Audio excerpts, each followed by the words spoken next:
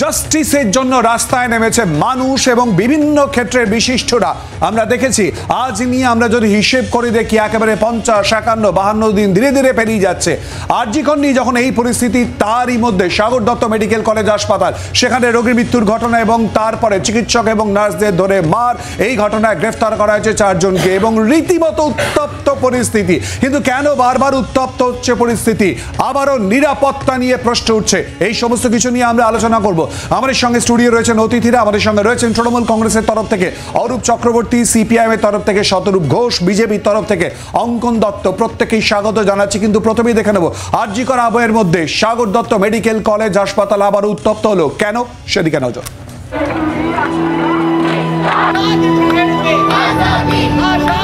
রাত দখল, প্রতিবাদ, বিক্ষোভ। উই ওয়ান্ট জাস্টিস স্লোগানে গণবিক্ষোভ, পথে নাগরিক সমাজ, 42 দিনের কর্মবিরতি। স্বাস্থ্য ভবনের সামনে 11 দিনের অবস্থান, বিক্ষোভ। দীর্ঘ আন্দোলনের পর যখন আরজি করের আজ কিছুটা থিতু হতে শুরু করেছে, তখনই ঢিলেঢালা নিরাপত্তার অসুখ সাগর দত্তে। সূত্রপাত শুক্রবার রাতে এক রোগীর মৃত্যু ঘিরে। মৃত্যুর পরই শুরু হয় তাণ্ডব। 4 তলায় ঢুকে পড়েন পরিবারের লোকজন। চিকিৎসক, নার্সের মারধর করা হয়। সিসিটিভিতেও ধরা পড়ে সেই ছবি। দেখা যায় নিগ্রহের সময়ও কার্যত নীরব দর্শক নিরাপত্তারক্ষীরা। আরজি কর করে দেওয়ার হুমকিও দেওয়া হয় বলে অভিযোগ। 15-20 জন কি তার বেশি একটা মব ওখানে উপস্থিত হয়ে যায় 4th ফ্লোরে ফিমেল ওয়ার্ডে, এবং তারা এই ধরনের হুমকি দিতে থাকে যে সিপিআর দে, নাহলে আরজি কর করে দেবো। যদিও গাফিলতির অভিযোগে সরব পরিবারের সদস্যরা। আমরা অন্য হসপিটালে নিয়ে যেতে চাইছিলাম, এখানটা ডক্টর নেই, কিন্তু ওরা নিয়ে যেতে দিচ্ছে না, বলছে 4 ঘন্টা এখানটা রাখবো, আমার পেশেন্টটা মারা যাবে তারপরে আমি নিয়ে যাবো, 4 ঘন্টা প্রাণ থাকে তো। এরপরই নিরাপত্তার দাবিতে কর্মবিরতি শুরু করেন জুনিয়র ডাক্তাররা। দফায় দফায় অবস্থান বিক্ষোভে সামিল হন নার্সরা। উদ্বিগ্ন হাসপাতালের কর্মকর্তারাও। চেঞ্জিং রুমটা একটা স্টোর রুম, ওখানে একটা অ্যাকোয়াগার্ড যে কেউ ঢুকে যাচ্ছে, যে কেউ ওখানটাতে জিডিএরা চলে যাচ্ছে, স্টোরে জিনিসপত্র রাখা হচ্ছে। আমাদের নার্সিং স্টাফদের প্রবলেমগুলো আজ পর্যন্ত কেউ কখনো শুনতে চায়নি, জানেও না। এটা রোগীর পরিবারকেও বুঝতে হবে যে হাসপাতালে ভাঙচুরটা কখনো সমাধান হতে পারে না। পুলিশ কঠোরতম ব্যবস্থা নিয়েছে, সাথে সাথে 4 জনকে গ্রেপ্তার করেছে উইদাউট এনি ডিলে। কিন্তু এটাও একটা জিনিস যে আজকে হাসপাতালে নিশ্চিতভাবে নিরাপত্তা আরও আটোসাটো করতে হবে, সিসিটিভি কভারেজে আরও আওতায় মুড়ে ফেলা হচ্ছে। কিন্তু আমাদের মতো দেশে যে পরিকাঠামো রয়েছে তাতে তো আপনি প্রতি ডাক্তার পিছু 1 জন করে পুলিশ প্রোভাইড করতে পারবেন না, সেটা সম্ভব নয়। এই জায়গায় আমি আবারও বলছি, এইটা কিন্তু রাজনৈতিক সমস্যার থেকেও অনেক বড় সামাজিক সমস্যা। এটা রাজনীতি করার জন্য রাজনৈতিক দল নিশ্চিতভাবে তার নিজের ন্যারেটিভে কথা বলবে, এটা বাস্তব, এবং সেটা তাদের বলতে হবে। বিরোধী রাজনৈতিক দল তারা যদি বিরোধিতা না করে, তাদের বিরোধিতার পরিসর হয়তো নষ্ট হয়ে যায়। কিন্তু আমার যদি বলেন, আমার অন্তত এই ব্যক্তিগতভাবে মনে হয় এই সমস্যা অনেক বেশি রাজনীতির থেকে অনেক বেশি সামাজিক। যেই সমস্যার শিকড় অনেক গভীরে ছড়িয়ে রয়েছে, এটা তো ঘটনা যে এটা যুগে যুগে ধরে তাই ঘটে রয়েছে। এটা আজকে আমাদের আমলে ঘটেছে বলে তা নয়, এর আগে বাম আমলে ঘটেছে, তার আগে কংগ্রেস আমলে ঘটেছে। কিছু হলে ডাক্তারের উপর চড়া হয়। এই প্র্যাকটিসটা থেকে কবে আমরা বেরোতে পারবো? আমলের থেকে বড় প্রশ্ন প্র্যাকটিস। অরূপদা প্লিজ আটকাচ্ছি, আমি প্রত্যেকের কাছে যাই। শতরূপ অবশ্যই করে প্রতিক্রিয়া এবং বক্তব্য, খালি তার সঙ্গে আমি যোগ করে দেবো, ইতিমধ্যেই তুমি নিজে একটু আগে যে প্রতিবেদনটা তুলে ধরলাম তাতে আন্দোলনকারী বা জুনিয়র চিকিৎসকদের বক্তব্য, সাগর দত্ত থেকে আর কিছুক্ষণের মধ্যে এসে উপস্থিত হবে। আরজি কর করে দেবো, এই শব্দটা বেরিয়ে যদি এসে থাকে, এই ইঙ্গিতটাও তো একটা কোথাও চিন্তা বাড়াচ্ছে। 100 বার। আমি জাস্ট এই প্রসঙ্গে আসার আগে, যেহেতু এটার কথা বললে, আমি দেখছিলাম একজন বলছেন যে সাগর দত্ত চেঞ্জিং রুম যেটা আছে মহিলাদের, সেখানে তার ভেতরেই, সেটাই একটা স্টোর রুম, তার ভেতরেই অ্যাকোয়াগার্ড আছে, জল নেওয়ার ইত্যাদি ইত্যাদি। কিন্তু কি আশ্চর্য, তড়িঘড়ি করে Sagar Dutta changing room repair করার জন্য দেওয়াল ভাঙার দরকার হয় না, ধর্ষণের ঠিক কয়েক ঘন্টার মধ্যে আরজি করে চেঞ্জিং রুমটা ভাঙার দরকার পড়লো কেন? এনিওয়ে, আমি তোমার জাস্ট প্রশ্নের উত্তর আসার আগে আমি দুটো কথা বলছি। প্রথম কথা হচ্ছে, তোমার মনে থাকবে এসএসকেএমে যখন ঠিক এই এক ঘটনা ঘটেছিল 2019 এবং জুনিয়র ডাক্তাররা কর্মবিরতিতে গেছিলেন, তাদের সঙ্গে ফাইনালি বৈঠক করে মমতা বন্দ্যোপাধ্যায় এটাই বলেছিলেন যে তোমাদের যা যা দরকার আছে দেখে নিচ্ছি, করে দেবো। 5 বছর পরে আরজি কর ঘটলো, ডাক্তাররা কতগুলো দাবি করলেন, মমতা বন্দ্যোপাধ্যায় বললেন ঠিক আছে দেখে নিচ্ছি, করে দেবো। কপিল সিব্বল পশ্চিমবঙ্গ সরকারের পক্ষ থেকে সুপ্রিম কোর্টে গেলেন, যেখানে তখন ডাক্তারদের প্রতিনিধি প্রশ্ন করলেন, জাজও জিজ্ঞেস করলেন যে আপনাদের সরকার কী কী ব্যবস্থা করছে ডাক্তারদেরকে নিরাপদ করার জন্য, বললেন দেখে নিচ্ছি, করে দেবো। এই যে কেন মমতা বন্দ্যোপাধ্যায়কে কেউ বিশ্বাস করে না, এই যে কদিন আগে একটা কথা উঠছিল না, ন্যায্যভাবেই হয়তো উঠছিল যে রাজ্যের একজন মুখ্যমন্ত্রী আপনাদের সঙ্গে দেখা করে বলছেন যে তিনি এই কাজ করবেন, তারপরে কেন আপনারা তাকে ভরসা করে আপনাদের কর্মবিরতি তুলতে পারছেন না, কেন তারপরে জেদ করছেন যে না আপনি আগে করুন তারপর আমরা তুলব?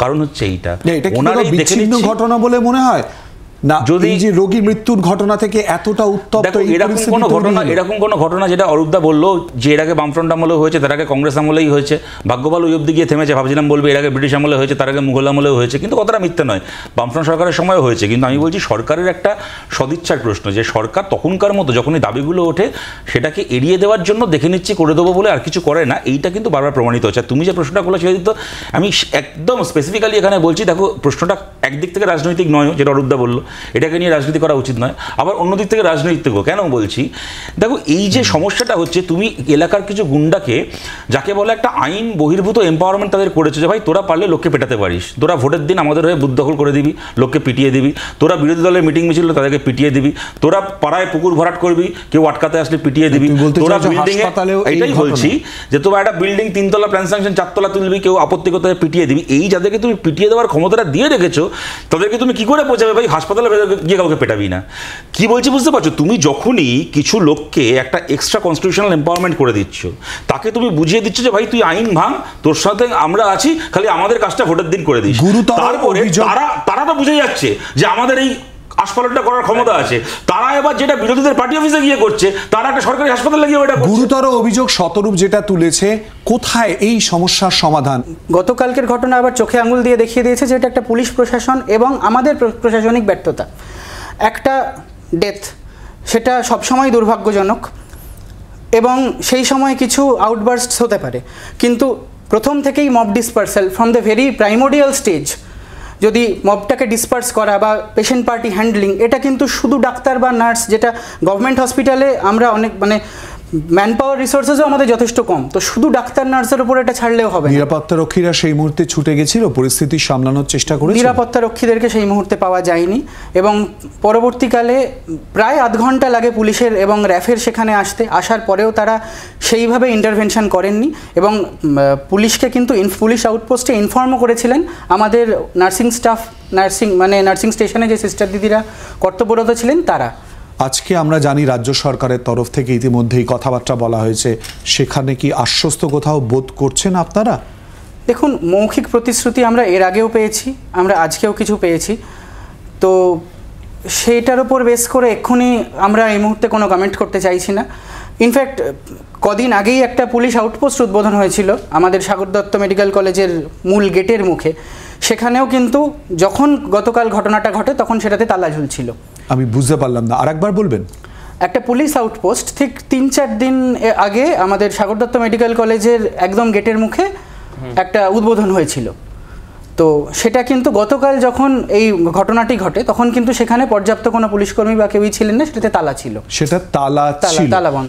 ইতিমধ্যে এই প্রসঙ্গ নিয়ে যেমন, অর্থাৎ আমরা মূলত আজকে সাগর দত্ত নিয়ে আলোচনা করলেও কিন্তু বারবার করে আরজি করের প্রসঙ্গ চলে আসছে, আর ঠিক এই জায়গাতেই যে প্রশ্নটা আসছে, সম্পাদি আপনি বলছিলেন যে বারবার করে থ্রেটের কথা, যে একটা সংস্কৃতি যেটা নিয়ন্ত্রণ করা যাচ্ছে না বলে অভিযোগ করছেন, কিন্তু আমরা দেখলাম যার বিরুদ্ধে অভিযোগ উঠেছিল আরজি করা বলে অনেকের নাম চলে এসেছিল, যার মধ্যে বিরূপাক্ষ বিশ্বাস। তিনি তো আস্থা রাখছেন সরকারের প্রতি, হবে থ্রেট কালচার বা তারই সঙ্গে অনেকগুলো বিষয়ে ব্যবস্থা গ্রহণ করা হবে, যদিও জুনিয়র চিকিৎসক আমাদের সঙ্গে যারা রয়েছেন তারা কিন্তু প্রশ্ন তুলছেন। আমি আবারও বলছি, যে ঘটনা কালকে ঘটেছে চূড়ান্ত নিন্দাজনক, কিন্তু আবারও বলছি রোগীর পরিবার এবং ডাক্তারদের মধ্যে যদি নো কনফিডেন্স থাকে তাহলে এই ঘটনা কিন্তু অ্যাভয়েড করা যাচ্ছে না, বারবার করে বলছি। সেক্ষেত্রে দাঁড়িয়ে দুপক্ষকেই এই জায়গাটা ইনশিওর করতে হবে, ফার্স্ট যে কনফিডেন্স বিল্ড আপ, দ্বিতীয় সরকারের ভূমিকা নিয়ে প্রশ্ন উঠবে না, আমি তো বলিনি। দ্বিতীয় কথা হচ্ছে যে কথাটা বলছেন যে হাসপাতালে নিরাপত্তা রক্ষীরা ছিল, হাসপাতালে আপনি যেই একটা আদর্শ পরিকাঠামোর কথা বলছেন, তাতে দেখা যাবে প্রত্যেক হাসপাতালে কয়েকশো পুলিশকে শুধুমাত্র তাহলে ডাক্তারবাবুদের নিরাপত্তার জন্যই রাখতে হয়, যেটা কার্যত একটা অসম্ভব ধারণা। এবার উল্টো কেন এই জায়গাগুলো ঘটছে বারবার করে? একটা রোগীর পরিবার, আমার মনে হয় আজকে আলোচনাটা স্বয়ংসম্পূর্ণ হতো যদি রোগীর পরিবারের কাউকে, যে মৃত তার পরিবারের কাউকে রাখতেন, তাদের অ্যাসপেক্টটা, এই আলোচনার মধ্যে তাহলে অ্যাসপেক্টটা তাহলে দুপক্ষেরই শোনা যেত, কারণ তারা বারংবার বলছেন রাত্রি থেকে পেশেন্ট পড়ে রয়েছে বিইং আনঅ্যাটেন্ডেড। আমি আবারও বলছি এই জায়গাটাও কিন্তু অ্যাড্রেস করা প্রয়োজন। তারা যখন বলছে তাদের আপনার ডাক্তারবাবুদের ডাক্তার, আপনি দ্বিমত পোষণ করতেই পারেন, সেটাই গণতন্ত্র, কিন্তু আপনার বক্তব্য রাখবার যেরকম মানে এখানে স্বাধীনতা রয়েছে, তেমনি একইভাবে পেশেন্ট পার্টি যখন আপনার বক্তব্যের যেরকম যুক্তিগ্রাহ্যতা রয়েছে, পেশেন্ট পার্টির বক্তব্যের যুক্তিগ্রাহ্যতা রয়েছে। আমরা আলোচনার শুরুতেই বলেছি এটা তদন্ত সাপেক্ষ মৃত্যুর ঘটনা অত্যন্ত দুঃখজনক। তার মানেটা কি দাঁড়াচ্ছে? তার মানে অরূপদাদের বক্তব্য হচ্ছে কোনো গন্ডগোল ঘটলে অ্যাটেন্ড করার মতো পুলিশ ছিল না, এইটা মিথ্যে। হাসপাতালে পেশেন্ট গেলে, একটা সরকারি হাসপাতালে পেশেন্ট গেলে তাকে অ্যাটেন্ড করার মতো ডাক্তার এবং হেলথ স্টাফ ছিল না, এটা কি পশ্চিমবঙ্গ সরকারের গর্ব? ইদার অফ দ্য কেসেস উত্তর কিন্তু সরকারকে দিতে হবে। আমি দুটো কথা বলি, এক, তোমরা বিরূপক্ষ বিশ্বাস বলে এই ভদ্রলোকের ইন্টারভিউ দেখালে, আমার সুদীপ্ত সেনা সেই পুরোনোটা ইন্টারভিউ মনে পড়ে যাচ্ছিল, যেখানে উনি গ্রেপ্তার হওয়ার পরে চিঠি দিয়েছিলেন একেবারে যে সিবিআই তদন্তের দরকার নেই, পশ্চিমবঙ্গ সরকারই সারদা মামলায় ভালো তদন্ত করবে। তারপরে দেখলাম এই বিরূপক্ষ বিশ্বাসকে, যখন দেখবে একটার পর একটা ঘটনায় যিনি ভিকটিম তার সরকারের উপর আস্থা নেই, কিন্তু যে অভিযুক্ত তার সরকারের উপর আস্থা আছে, তখন তুমি দেখবে তাহলে তুমি না অভিযুক্তর থেকেও সরকারের চরিত্রকে ভালো করে চেনা যায়। এবার আমি একটা কথা বলি, এখন যেটাকে নিয়ে আলোচনা হচ্ছে, অরূপদা বলল কয়েকশো পুলিশ হাসপাতালে রাখার সুযোগ নেই, ঠিক কথা, কয়েকশো পুলিশ মোতায়েন থাকা এবং আউটপোস্টে তালা ঝোলার মাঝখানে কি আর কিছু হয় না? এই যে বলছেন যে ওখানে রাত্রিবেলা গার্ড ছিল, রাতের গার্ড থাকলে তারা একটা মানে কি বলবো একটু বাড়াবাড়ি রকমের পরিস্থিতি হ্যান্ডেল করতে পারবে না বলেই খালি সাগর দত্ত বলে নয়, সমস্ত সরকারি হাসপাতালে পুলিশের আউটপোস্ট থাকে, তাতে কেন তালা ঝুলবে? এবার আমি চাইলে এখন বলতেই পারি, হয়তো পুরোটা ভুল বলবো না, এই প্রশ্ন করতেই পারি, তবে কি ওই সময় ওখানে মব আসবে বলেই ওই সময় তালা দেওয়া ছিল? আমি যদি সেই প্রশ্নটাকে সরিয়েও রাখি, আমি কি এই প্রশ্ন করতে পারি না যে সেক্ষেত্রে আমাদের রাজ্যে আউটপোস্ট উদ্বোধন করার লোক আছে, কিন্তু সেই আউটপোস্টে মোতায়েন করার মতো পর্যাপ্ত পুলিশ কর্মী নেই? আপনি মমতা বন্দ্যোপাধ্যায় যে কারণে আপনাকে আজকে বলতে হয় ট্রেডি পুলিশদেরকে আমি ডান্ডা দিয়ে ডিউটিতে নামিয়ে দেবো, তার কারণটা হচ্ছে গত 10-12 বছরে যেরকম আপনি সরকারি হাসপাতালে চিকিৎসক নিয়োগ করেননি, যেরকম আপনি সরকারি স্কুলে শিক্ষক নিয়োগ করেননি, তেমন আপনি পশ্চিমবাংলার পুলিশেও আপনি পর্যাপ্ত পুলিশকর্মী নিয়োগ করেননি। এখন আউটপোস্টগুলোতে তালা ঝুলছে, আর যে কারণে আউটপোস্টগুলো বানানো, যখন একটা এক্সেপশনাল পরিস্থিতি হবে, পরিস্থিতি হাতের বাইরে যাবে, তখন পুলিশের একটা ইন্টারভেনশন। আরে ভাই কি মব দেখাচ্ছ গো? 50টা লোকের মব থাকতে পারে, 100টা লোকের মবের সামনে 3টে পুলিশ দেখলে পাবলিক এমনি ঠান্ডা হয়ে যায়, সব বলে লাভ আছে? আমাদের দেখা আছে এগুলো, কিন্তু কেন আজকের দিনে পুলিশ, তুমি বলছো সিকিউরিটি, ভাই এক সেকেন্ড, সিকিউরিটি গার্ডরা কিছু করতে পারেনি? আরে আরজি করের বাইরে কলকাতার ডিসি নর্থ সহ আইপিএস অফিসাররা দাঁড়িয়ে আছে, সেই অবস্থায় তৃণমূলের গুন্ডা ঢুকে আরজি কর ভেঙে দিল, পুলিশ কিছু করতে পারলো না, তো তোমার সিকিউরিটি গার্ড কি করবে? সাগর দত্তের ঘটনা, তার সঙ্গে ইতিমধ্যে আরজি করের কথা বারবার করে উঠে আসছে, কারণ পরপর এই ঘটনার পরিপ্রেক্ষিতে নিরাপত্তার বিষয়টা সবার আগে প্রশ্ন চলে আসছে। আর আরজি কর নিয়ে শর্ট ফিল্ম তৈরি এবং তার পরিপ্রেক্ষিতে ইতিমধ্যে রাজন্যাকে তৃণমূল ছাত্র পরিষদ থেকে সাসপেন্ড করা হয়েছে। এই প্রসঙ্গ নিয়ে রাজন্যার কি প্রতিক্রিয়া উঠে এসেছে জি 24 ঘন্টায় শোনাবো। আমি তো দেখলাম যে কুণাল ঘোষ তিনি গান লিখেছেন, তো তিনি কি দলকে জানিয়ে গান লিখেছেন? আমার এটা প্রশ্ন।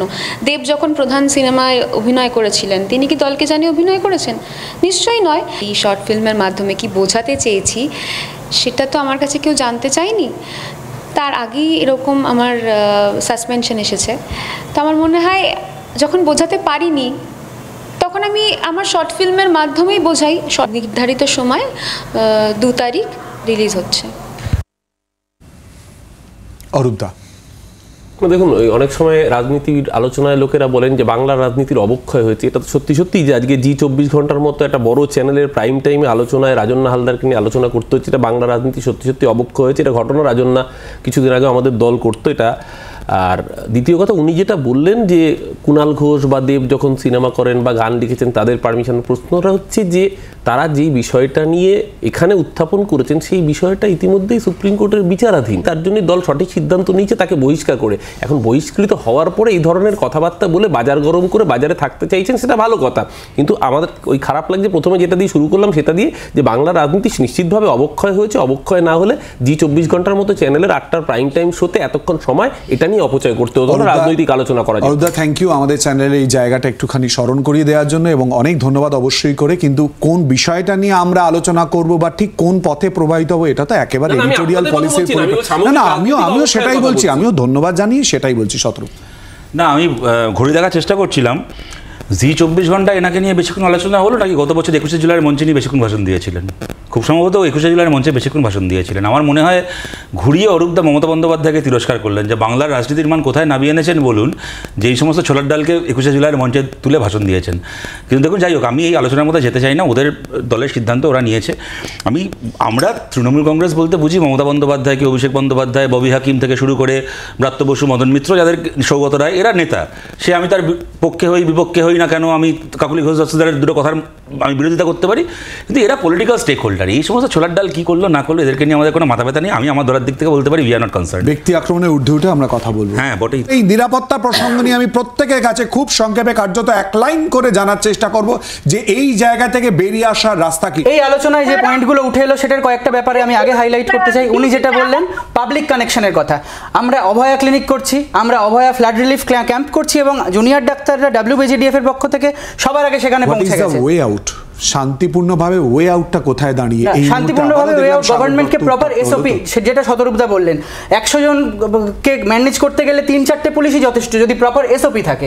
সব দলের পক্ষ থেকে আমার মনে হয় আমরা সবাই সমবেতভাবে আবেদন করছি এবং করা উচিত যে আপনারা এরকমভাবে কারোর বিরুদ্ধেই নয় এবং ডাক্তার বা হেলথ স্টাফদের বিরুদ্ধে এরকমভাবে তাদের গায়ে হাত তুলবেন না। এটা অমানবিক, বেআইনির থেকে বড় কথা অমানবিক। কিন্তু সরকারকেও আমার মনে হয় এই প্রশ্ন নিজেদেরকে করতে হবে যে কেন একদল মানুষের এই কনফিডেন্স চলে আসছে যে আমি এত চারদিকে ঘটনা ঘটছে, ডাক্তারদের উপর অত্যাচার নিয়ে এত কথা, রাত জেগে আন্দোলন চলছে 1.5 মাস ধরে, তারপরও গিয়ে একদল ডাক্তারকে মেরে দিচ্ছে ভয় না পেয়ে। এটা কেন হচ্ছে? এটা সরকারকে ভাবতে হবে।